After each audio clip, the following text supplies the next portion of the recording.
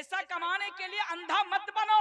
एक एक चवन्नी का, एक एक पैसा का हिसाब कल क़यामत के दिन अल्लाह तबारक व तआला के सामने आपको रखना है, आपको छोड़ा नहीं जाएगा। इसलिए हलाल तरीके से आप पैसा कमाइए, हराम तरीका से आप पैसा मत कमाइए। आज हमारे कितने सारे नौजवान हैं, जब वो आईपीएल होता है ना, आईपीएल क्रिकेट, आईपीएल का जब टाइम आता है तो बहुत सारे ऐप्स होते हैं मोबाइल के अंदर। मुझे 2-4 ही का नाम पता है। जैसा एक ऐप है उसका नाम ड्रीम 11 है, एक ऐप है उसका नाम मैं 11 सर्कल है, एक ऐप है उस ऐप का नाम आपका हाउजिट है। इस तरह हजारों ऐप्स आपको मिल जाएंगे मोबाइल के अंदर। हमारे नौजवान क्या करते हैं, उसके ऊपर मैच लगाते हैं, सट्टाबाजी, सट्टा लगाते हैं, उसमें मैच लगाते हैं। उनसे पूछो कि तुम ड्रीम 11 पर मैच क्यों लगाते हो? जवाब देगा मौलाना साहब करोड़पति बनना है।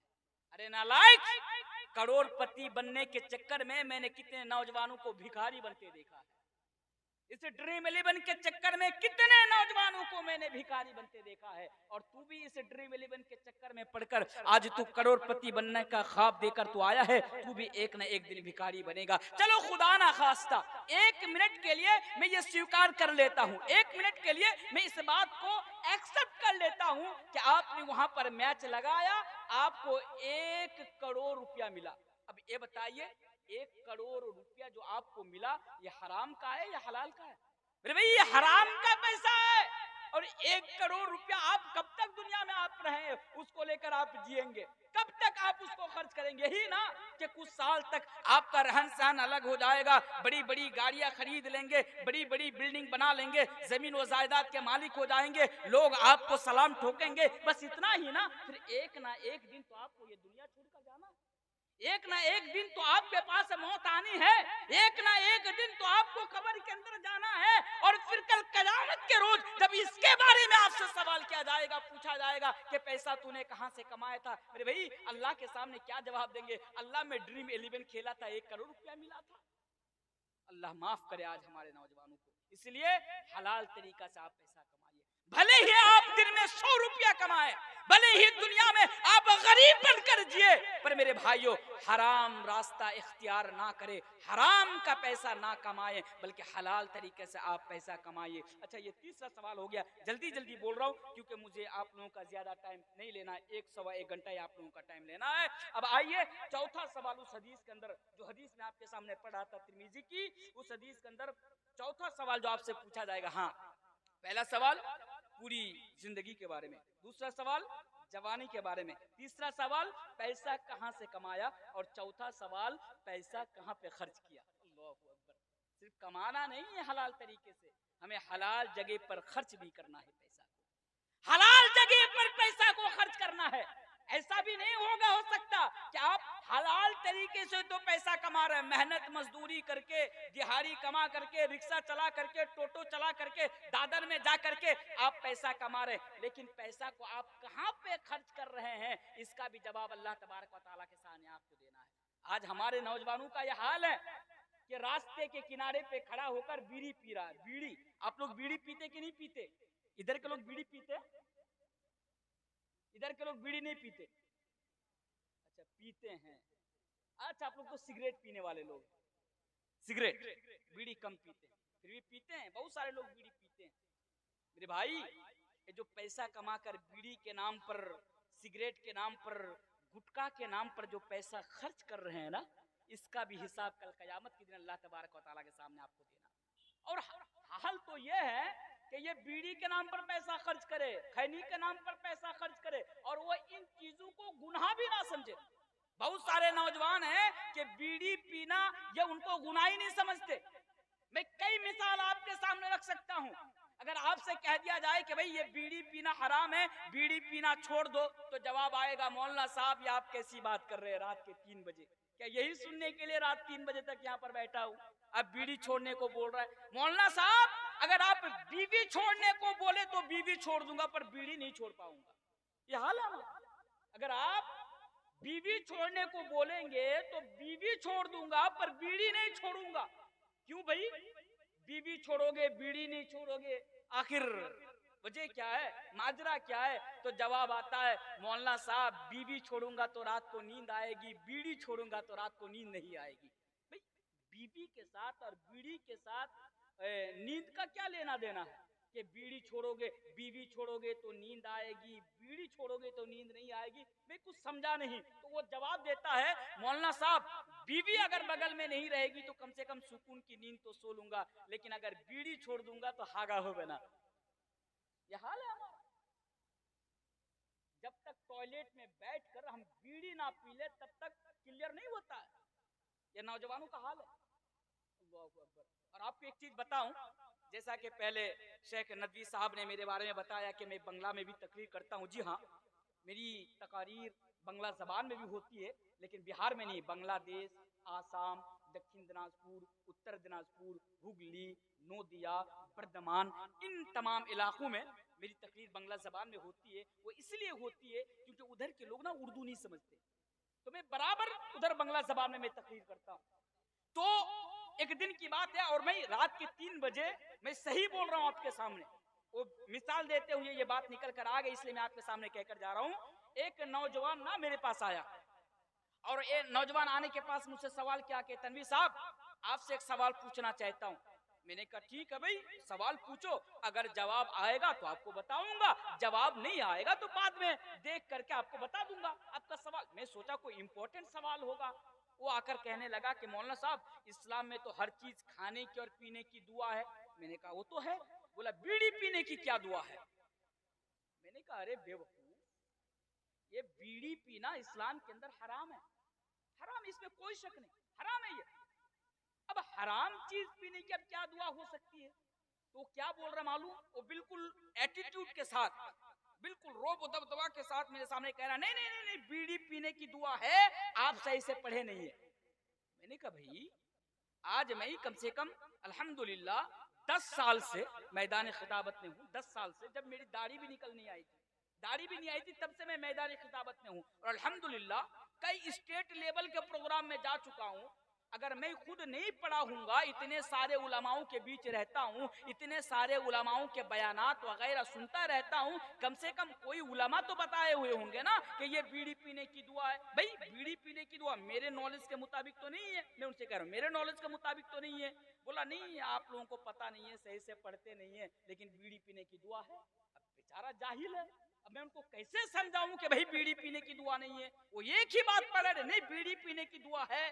तो मैंने कहा चलो ठीक है, जब बीड़ी पीने की दुआ है तो क्या आपको याद है, क्या आप बीड़ी पीने की दुआ जानते हैं? तो बोला जानता हूं, इसीलिए तो सवाल किया हूं आपसे। वो टेंशन में पड़ गया, यार ये बीड़ी पीने की दुआ इसको कहां से मिल गई? बोल रहे जानता हूं। मैंने कहा अच्छा ठीक है, तू बता के बीड़ी पीने की क्या दुआ है? तो वो कहता है कि बीड़ी पीने की दुआ है अल्लाहुम्मा बारिक लाना फीमा बेड़ी टाना। बोला ये बीड़ी पीने की दुआ है?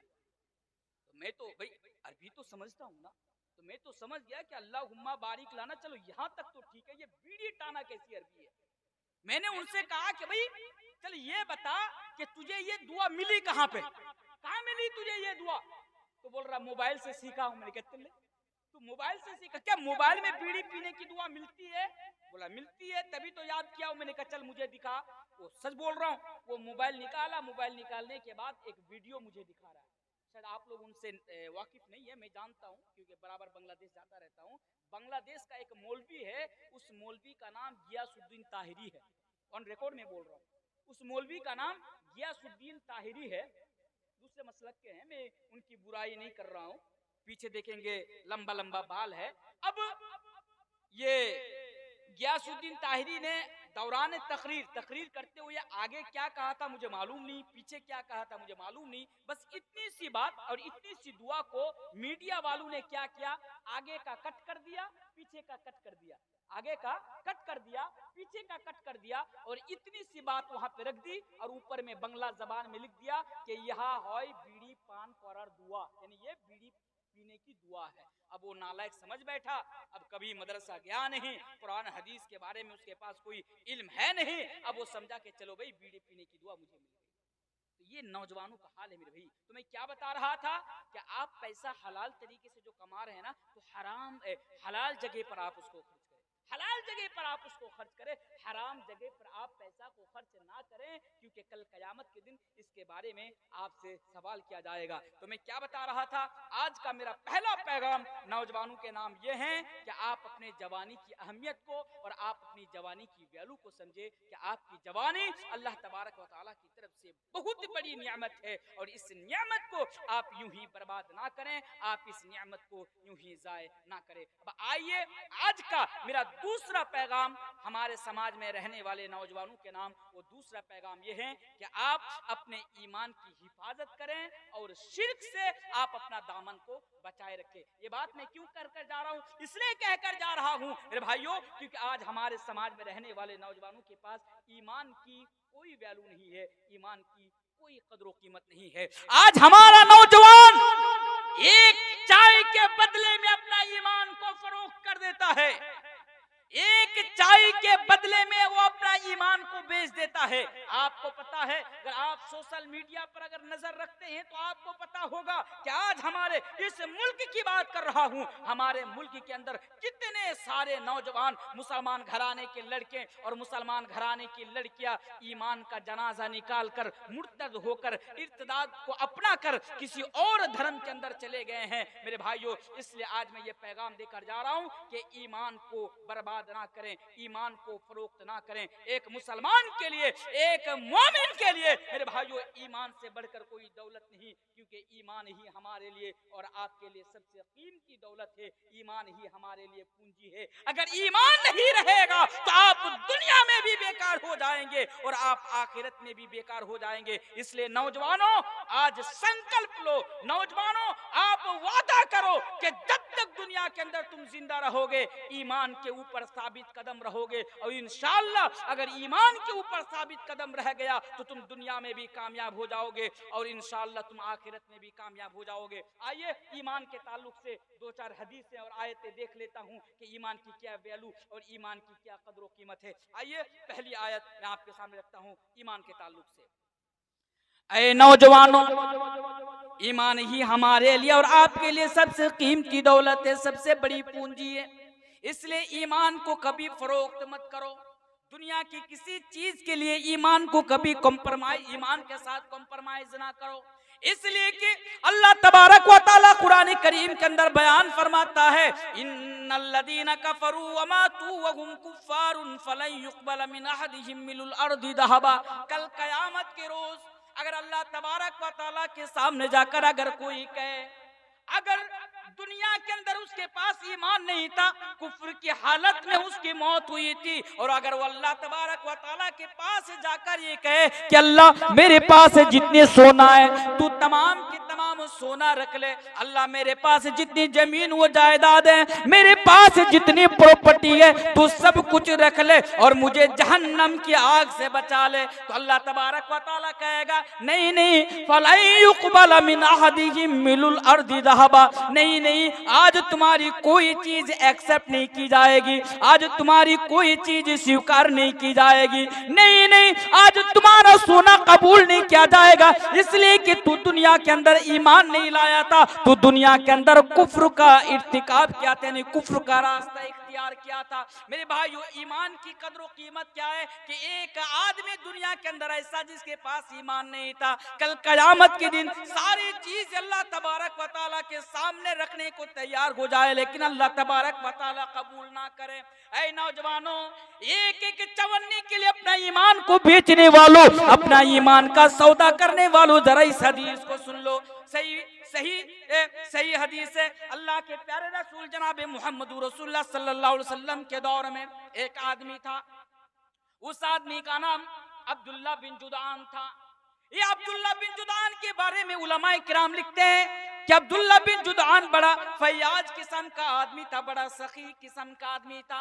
ये अब्दुल्ला बिन जुदान रिश्तेदारों के साथ अच्छा बर्ताव क्या करता था, ये अब्दुल्ला बिन जुदान लोगों को ज्यादा से ज्यादा खाना खिलाया करता था। ये अब्दुल्ला बिन जुदान हाजियों के लिए खाने का इंतजाम क्या करता था। लेकिन मेरे भाइयों, जब इसकी मौत हो जाती है, जब ये इंतकाल कर जाता है, तो अल्लाह के प्यारे नबी जनाब मुहम्मद रसूलुल्लाह सल्लल्लाहु अलैहि वसल्लम की प्यारी बीवी हजरत आयशा रज़ियल्लाहु ताला अन्हा नबी करीम जनाब मोहम्मद रसूलुल्लाह सल्लल्लाहु अलैहि वसल्लम से सवाल करती है, या रसूल अल्लाह, ऐ अल्लाह के रसूल आप बताइए, या अब्दुल्ला बिन जुदान जन्नत के अंदर जाएगा या जहन्नम के अंदर जाएगा? तो अल्लाह के नबी ने बयान फरमाया, क्या मेरी बीबी आयशा, ये अब्दुल्ला बिन जुदान जन्नत के अंदर नहीं बल्कि जहन्नम के अंदर जाएगा। या अब्दुल्ला बिन जुदान जन्नत के अंदर नहीं बल्कि जहन्नम के अंदर जाएगा। भाई वजह क्या है? इतना फैयाज आदमी,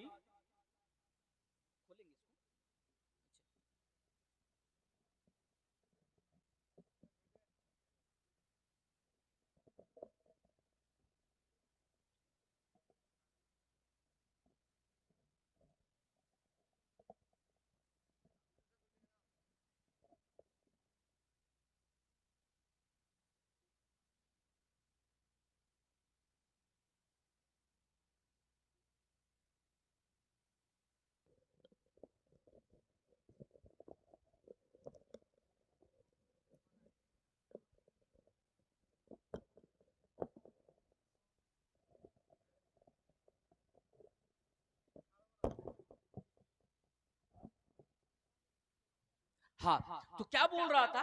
ये अब्दुल्ला बिन जुदान दुनिया के अंदर इतना अच्छा काम करता था, लोगों को खाना खिलाना, गरीबों को खाना खिलाना, हाजियों को खाना खिलाना, रिश्तेदारों के साथ अच्छा बर्ताव करना, उसके बावजूद ये जहन्नम के अंदर जाएगा, ये जन्नत के अंदर नहीं जाएगा। क्यों नहीं जाएगा? सही हदीस है, क्यों नहीं जाएगा?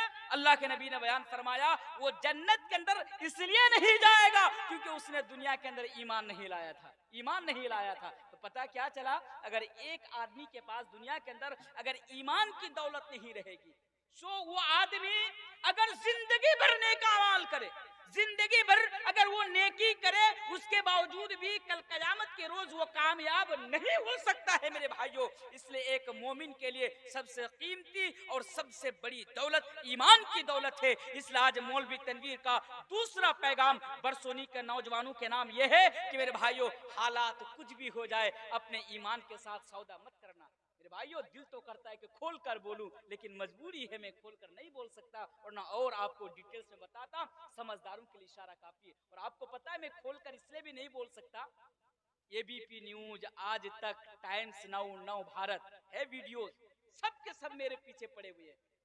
अगर मैं कुछ भी बोल दूं ना, तो लोग तिल को ताल बना करके मीडिया के सामने पेश करके मौलवी तनवीर को बदनाम करने की कोशिश करते हैं। इसलिए समझदारों के लिए इशारा है, कुछ लोगों का ये मिशन है, कुछ लोगों का हमारे समाज में रहने वाले नौजवान को वो टारगेट बनाए हुए हैं कि किस तरह उसका ईमान से उनको दूर किया जाए। इसलिए नौजवानों, हालात कुछ भी आ जाए, समझदारों के लिए इशारा काफी है, हालात कुछ भी आ जाए, परिस्थिति कुछ भी आ जाए, जब तक दुनिया के अंदर जिंदा रहना, अपने ईमान के ऊपर जिंदा रहना। अगर कोई आपकी गर्दन पर तलवार रखकर अगर आपके ईमान के साथ सौदा करना चाहे, तो मुसलमानों, नौजवानों, मौलवी तनवीर ये पैगाम देकर जा रहा है कि अपनी गर्दन कटाने को तैयार हो जाना, पर अपने ईमान के साथ सौदाबाजी नहीं करना। बोलिए इंशाअल्लाह, इंशाअल्लाह, क्योंकि ईमान ही हमारे लिए सबसे कीमती और ईमान ही हमारे लिए सबसे बड़ी दौलत है।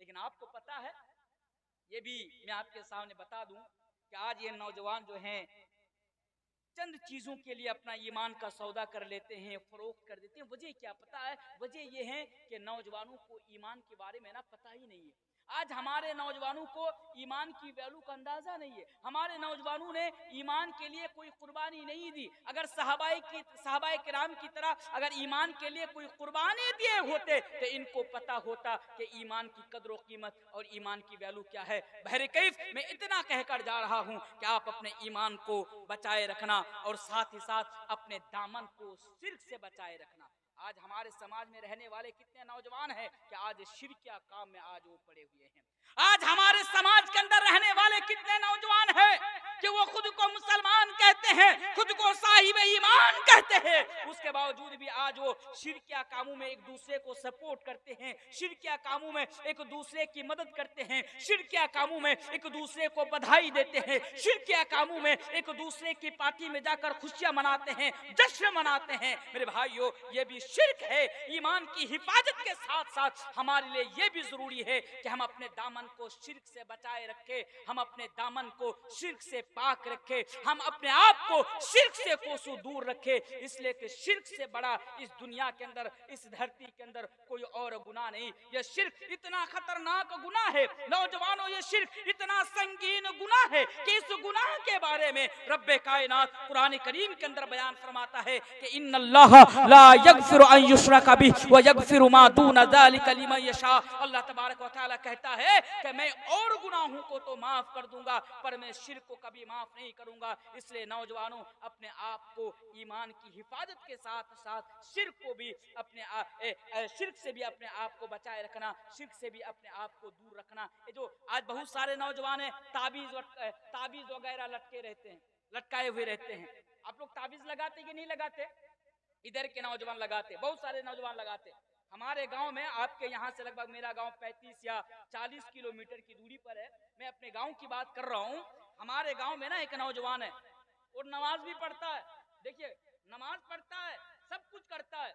एक दिन मैं उनको पकड़ लिया, यहाँ पे ताबीज लटकाया हुआ था, बांधा हुआ था। मैंने कभी ताबीज क्यों लटकाता है? तू खोल दे। वो खोलने को तैयार नहीं होता। ताबीज लटकाना यह शिर्क है। मन तअल्लक़ तमीमतन फ़क़द अशरक। जिसने ताबीज लटकाया उसने शिर्क किया। उस नौजवान को मैं कह रहा हूं कि ताबीज लटकाना यह शिर्क है, यह सबसे बड़ा गुनाह है। ताबीज को निकाल कर फेंक दो। वो निकाल कर फेंकने को तैयार ही नहीं हो रहा। बोल रहा मौलाना साहब मेरे साथ मजबूरी है। भाई क्या मजबूरी है तेरे साथ? ये ताबीज तुम्हारी कौन सी मजबूरी को खत्म कर रही है? ये ताबीज तुम्हारा कौन सा काम कर रहा है जो अल्लाह नहीं कर सकता है? बोल रहा नहीं, मैं नहीं खोलूंगा, इसलिए कि मेरे साथ कुछ मजबूरी है। मैंने कहा भाई जरा बता तो तेरी क्या मजबूरी है? जवाब देता है मौलाना साहब मैं बिस्तर पर पेशाब कर देता हूँ, इसलिए मौलवी साहब ने दे रखा है।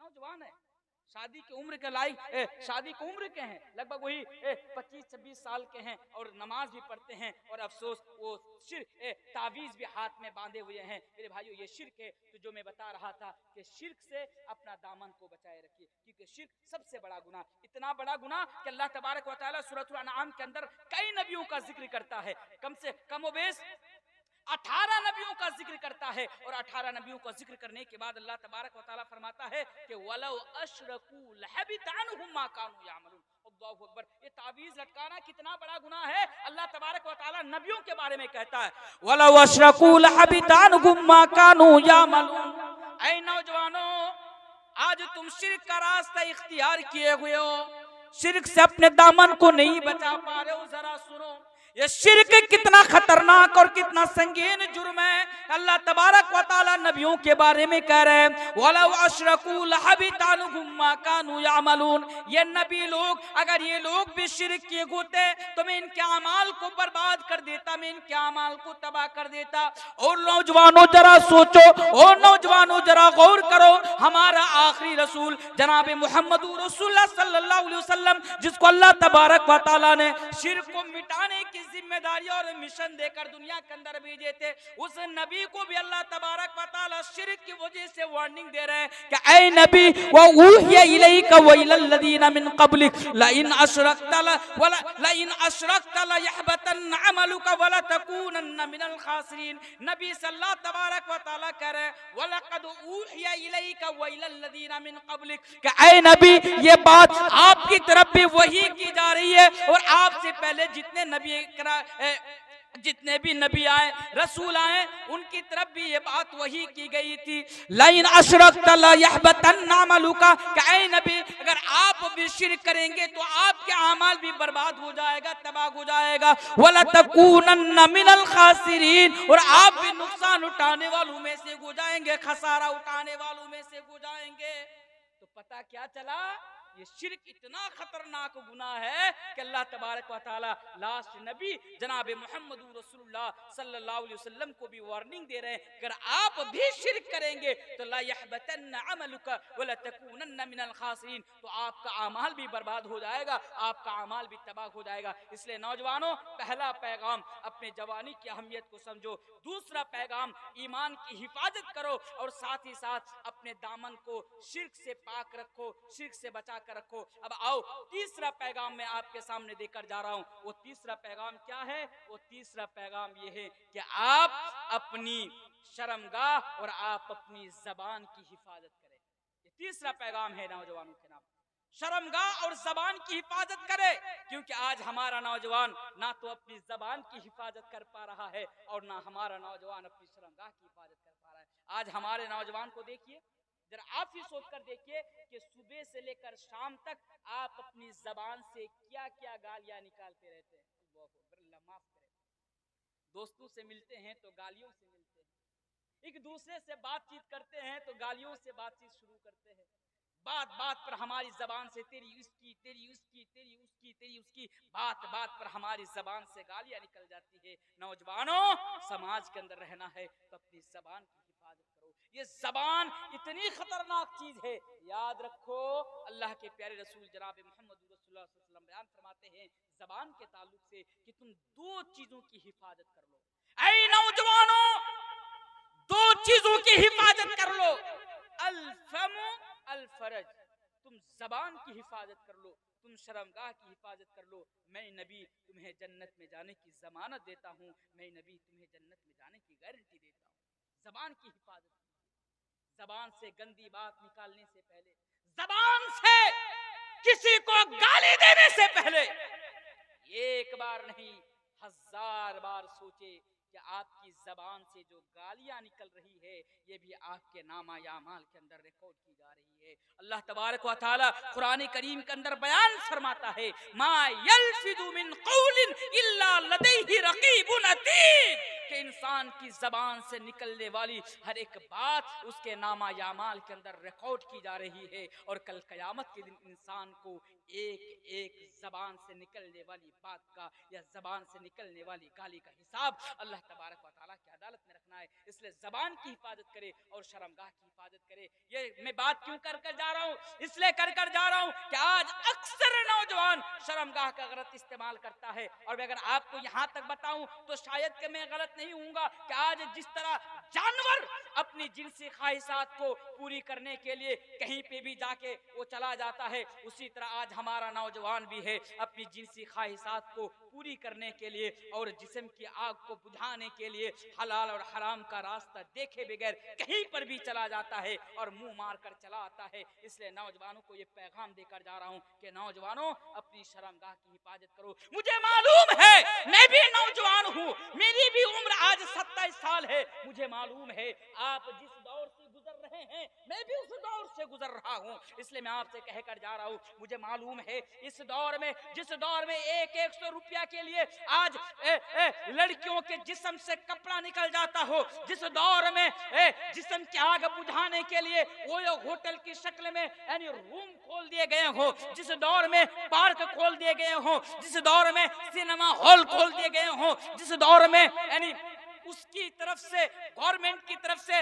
लाइसेंस दे दी गई हो, मेरे भाइयों ऐसे दौर में अपनी शर्मगाह की हिफाजत करना ये बड़ा कठिन काम है, ये मैं जानता हूं। लेकिन नौजवानों, हम और आप मोमिन हैं, हम और आप मुसलमान हैं, अल्लाह और अल्लाह के रसूल के मानने वाले हैं। हमारा ईमान ये है कि ये दुनिया चंद दिनों की जिंदगी है, ये दुनिया चंद दिनों की चांदनी है, आखिरत की जिंदगी ही हमारे लिए असल जिंदगी है। आखिरत में जाकर अल्लाह तबारक व तआला के सामने हमें हिसाब देना है। मेरे भाइयों, आखिरत पर हमारा ईमान है, इसलिए जरूरी है कि दुनिया में हमें अपने आप को बचाए रखना है, अपनी शर्मगाह की हिफाजत करनी है। और मेरे भाइयों, और उसके बावजूद भी अगर हम अपनी शर्मगाह की हिफाजत ना कर पाए तो हमारा इस्लाम, हमारी शरीयत हमारे लिए हलाल रास्ता खोल रखा है निकाह की शक्ल में। नौजवानों, जाओ तुम निकाह कर लो और निकाह की सूरत में बीवी के साथ तुम अपनी जिनसी ख्वाहिशात को पूरी करो, उसमें नेकी भी है, उसमें कोई गुनाह नहीं है। मेरे भाइयों, तो जो मैं पैगाम आपके सामने देकर जा रहा था,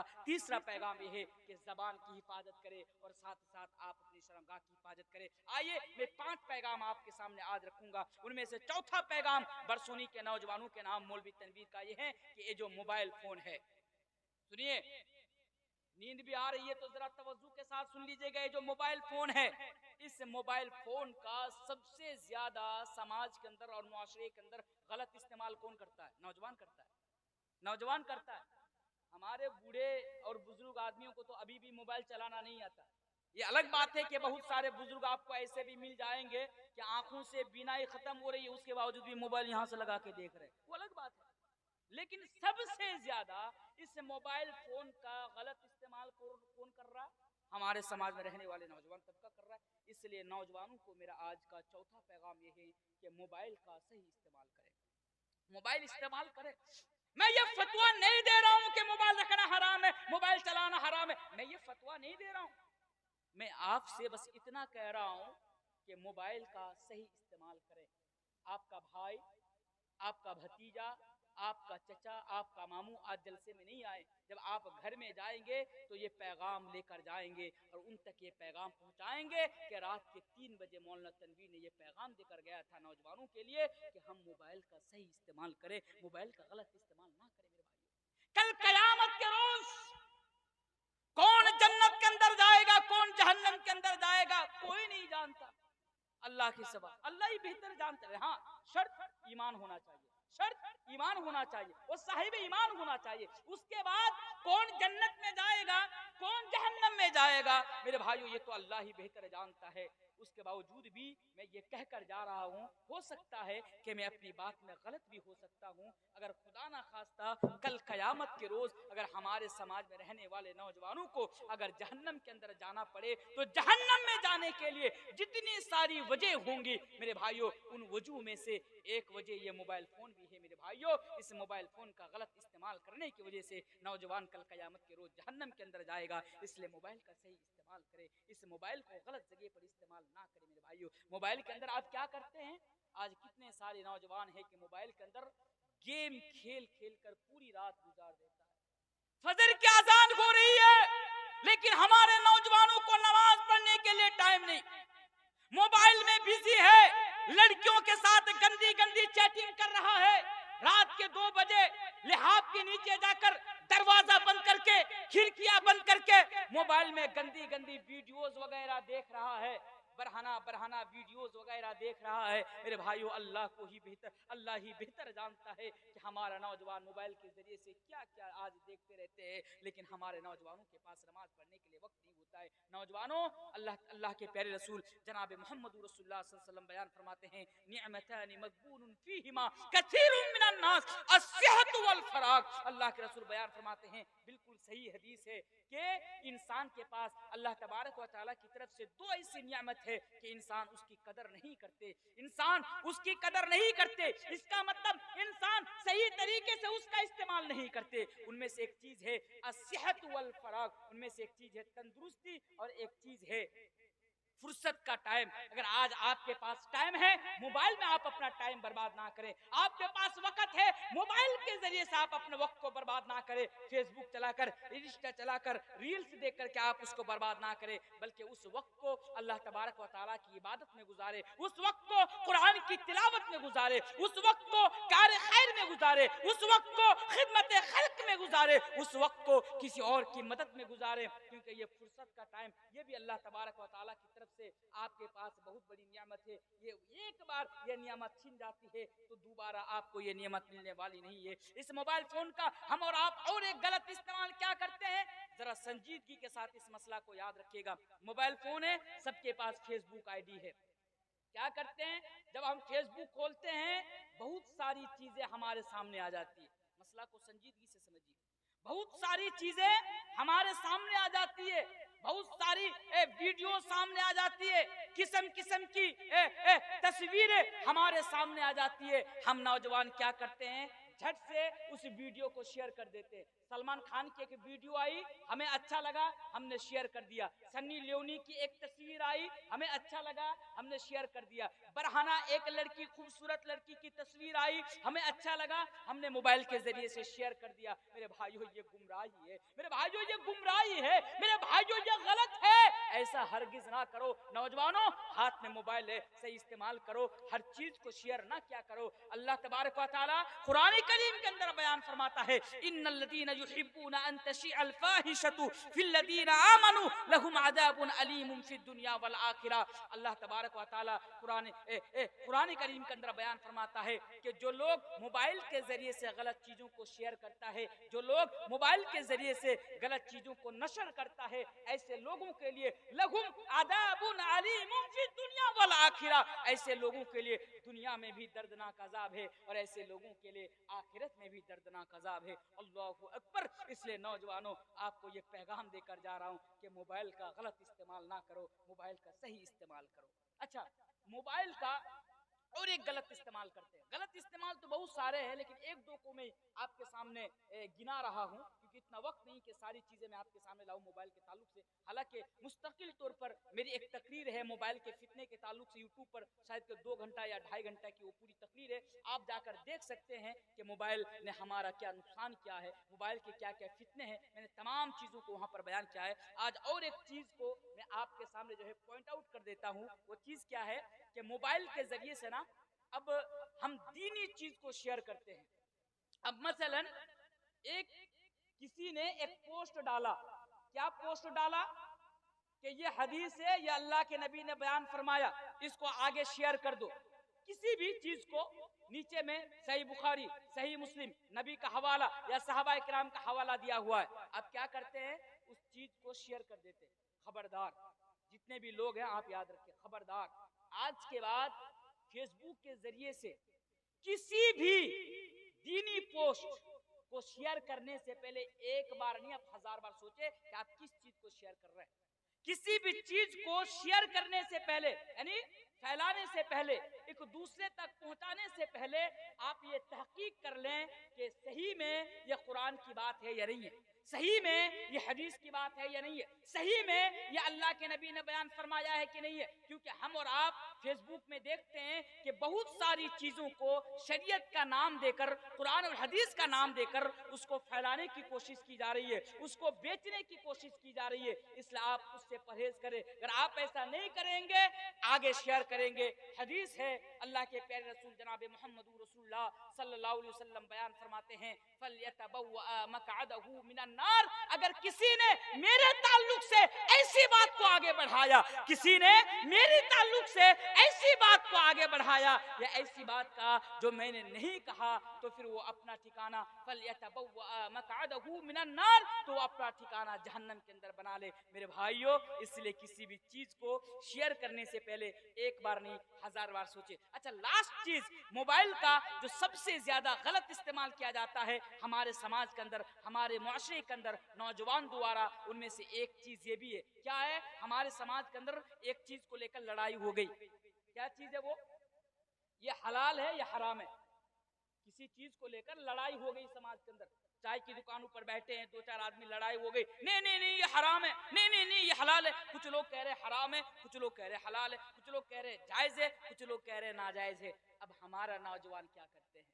हमारा नौजवान जेब से मोबाइल निकालता है और जेब से मोबाइल निकालने के बाद फौरन गूगल में जाता है, फौरन यूट्यूब में जाता है। वो नौजवान खुद ये फतवा दे देता है, नहीं ये हलाल है, नहीं ये हराम है। कहाँ देखकर? मोबाइल में देखकर। मेरे भाइयों, ये बहुत बड़ा फितना है, ये बहुत बड़ा फितना है। आपको ये किसने हक दिया क्या आप गूगल में जाकर और मोबाइल में, यूट्यूब में जाकर आप ये फतवा दे दें कि ये हलाल है हराम है? ये आपका काम नहीं है, ये आपके मोबाइल का काम नहीं है। मोबाइल में जहां अच्छी चीजें हैं, मोबाइल में वहां पर बुरी चीजें भी हैं। मोबाइल में जहां सही फतवा है, मोबाइल में वहां पर गलत फतवा भी है। इसलिए शरीयत के मामले में, दीन के मामले में मोबाइल का सहारा लेना छोड़ो। अगर किसी चीज को लेकर डाउट हो, आपके इलाके में अल्हम्दुलिल्लाह बहुत सारे अच्छे अच्छे उलमा है, आपके इलाके में बहुत सारे कुरान और हदीस के जानकार है, आप उसके पास जाकर, किसी उलमा के पास जाएं, किसी मौलवी के पास जाएं जो कुरान और हदीस में अच्छी पकड़ रखते हैं, उनसे मसला हल करें। क्योंकि अल्लाह तबारक व तआला कुरान करीम के अंदर बयान फरमाता है, फसअलू अहल जिक्र इन कुंतुम ला तअलमून। मसला उनसे हल करो जो उसके बारे में जानता है, मसला उनसे पूछो जो उनके बारे में जानता है। इसलिए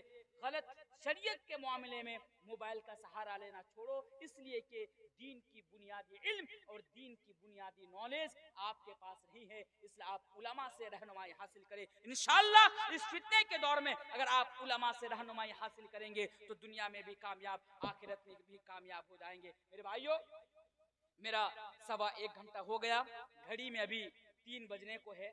दिल तो करता है कि आपके सामने और 1 घंटा बोला जाए या 1 घंटा बात रखी जाए, लेकिन माहौल जो है और परिस्थिति जो है वो मुझे इजाजत नहीं दे रही है कि मैं बात को और आपके सामने बढ़ाऊं, बयान को आपके सामने और लंबा करूं, इसलिए कि अगर सामने आदमी ना हो तो बोलने में मजा भी नहीं आता है, अगर लोग सही तरीके से अब ना सुने वो भी बोलने में मजा नहीं आता है। खैर, आप लोगों की मजबूरी मैं समझ सकता हूं, इसलिए कि रात काफी हो चुकी है, 1 घंटा के बाद सुबह होनी है, नींद आपके ऊपर सवार है, नींद बार बार आप लोगों को डिस्टर्ब कर रही है, और यही वजह है कि बहुत सारे लोग सो भी चुके हैं और बहुत सारे लोग जा भी चुके हैं। लेकिन एक बात ये भी मैं आपके